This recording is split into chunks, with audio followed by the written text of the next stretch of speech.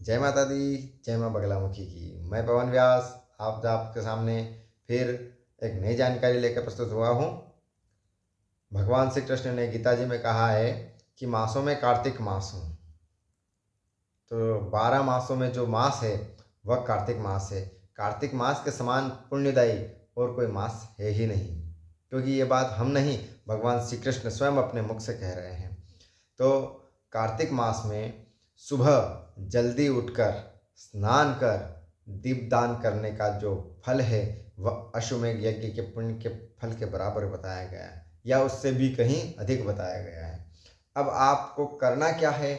आपको रोजाना सुबह जल्दी उठना है। जल्दी कब? सूर्योदय से पूर्व उठना है और उससे पूर्व ही स्नान करना है। सूर्योदय न हो उससे पूर्व स्नान कर लें और किसी नदी तालाब पर जाकर स्नान करें तो बहुत ही बढ़िया उत्तम फल प्राप्त होता है। और अगर मान लो वहाँ पे स्नान नहीं भी कर पा रहे हैं तो घर पर स्नान कर लें।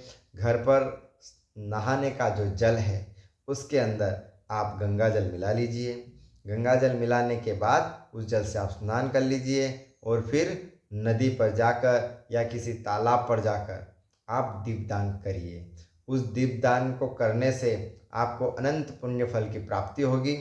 आपके जीवन में जो अंधकार है, जो दुख दरिद्रता आदि आ रहे हैं वह धीरे धीरे समाप्त होने लगेंगे और ईश्वर की कृपा आपके ऊपर बनेगी।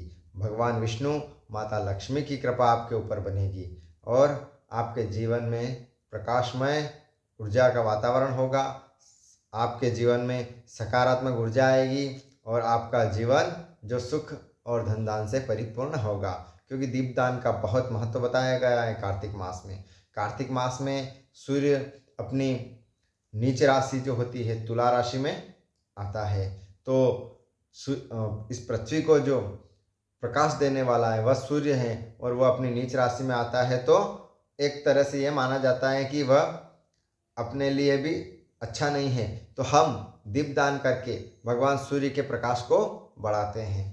तो हमारे जीवन में 9 ग्रहों को सुधारने का जो अवसर है वह भी कार्तिक मास में दीपदान करने से हमें मिल जाता है। हमारे जीवन में अगर भगवान सूर्य से संबंधित कोई दिक्कत आ रही है तो कार्तिक मास में अगर आप दीपदान करते हैं तो आपके जीवन में सूर्य से संबंधित जो समस्या है वह भी समाप्त होगी। आपके अपने पिताजी से संबंध मधुर होंगे और आप पर माँ लक्ष्मी की कृपा बनी रहेगी। नदी में दीपदान करने का बड़ा, तालाब में दीपदान करने का बड़ा ही महत्व बताया गया है। आप नदी या तालाब में दीपदान करते हैं तो आपको अश्वमेध यज्ञ के पुण्य के फल के बराबर फल प्राप्त होता है, या यूँ कहें उससे भी अधिक आपको पुण्य फल की प्राप्ति होती है। अगर आप नदी पर स्नान करके नदी पर ही दीपदान करते हैं तो बस उसका तो अनंत पुण्य फल है। लेकिन अगर मान लो किसी कारणों से आप नदी पर स्नान नहीं कर सकते तो घर पर स्नान करिए और उसमें गंगा जल मिला लीजिए और उसके बाद जाकर नदी या तालाब पर दीपदान करिए, क्योंकि कार्तिक मास में सुबह जल्दी उठकर स्नान और दीपदान का बड़ा ही महत्व बताया गया है।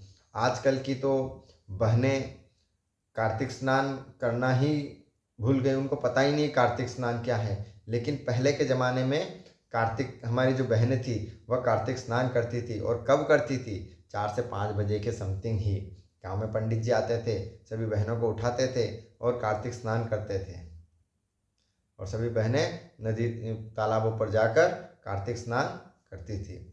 तो कार्तिक स्नान का बड़ा ही महत्व है।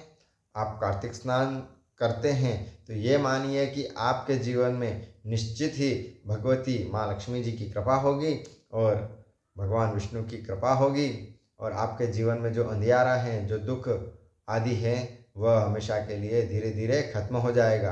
क्योंकि ये हमारा खुद का आजमाया हुआ है। हम खुद भी कार्तिक मास में दीपदान करते हैं, सुबह जल्दी उठते हैं और जल्दी उठने के बाद जल्दी स्नान करते हैं और फिर दीपदान करते हैं। ये हम खुद भी इस प्रयोग को करते हैं भगवान, इसलिए हम आपको भी बता रहे हैं।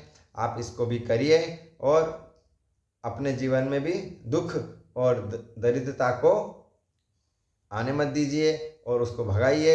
उसके लिए आप कार्तिक स्नान जो है वह कल से प्रारंभ हो जाएगा, तो कल से कार्तिक स्नान करिए और भगवान विष्णु और माता लक्ष्मी जी की कृपा आप पे बनी रहे, माँ बगलामुखी की कृपा आप पे बनी रहे।